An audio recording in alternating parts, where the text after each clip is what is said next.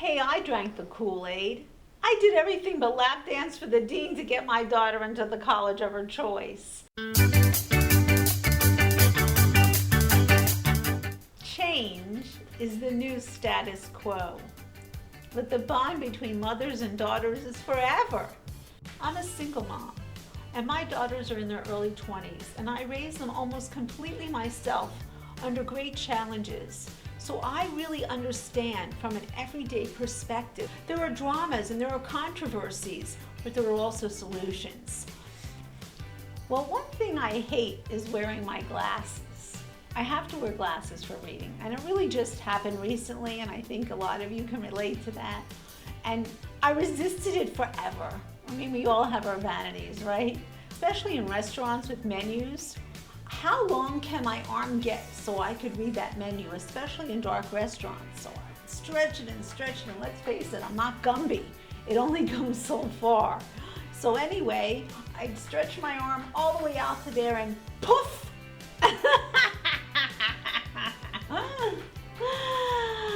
Ah, goodness. Can you imagine all the moments you can laugh about in being a parent? Because life is messy. When my younger daughter, Audrey, was 16, she came home one day and she said, "Mom, I've got the greatest thing to tell you.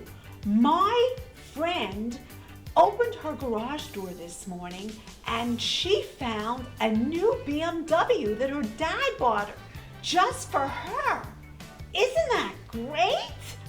And I said, "You know what I call that? I call that child abuse."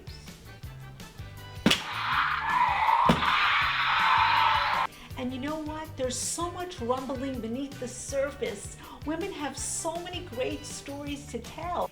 You are not your numbers. We are not our numbers. We are not our age. We are not our dress size. We are not our bank book.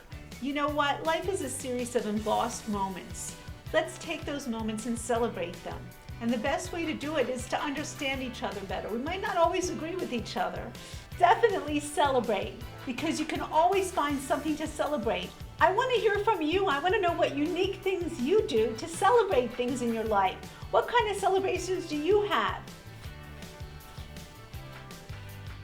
I'll tell you how I think women's lives started.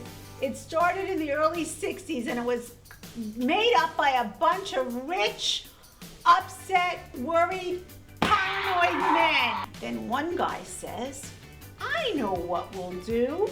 We'll make them clean the house and we'll make them go to work." Don't lose your brains on me when you turn 13. It's not an achievement if a boy says hi to you.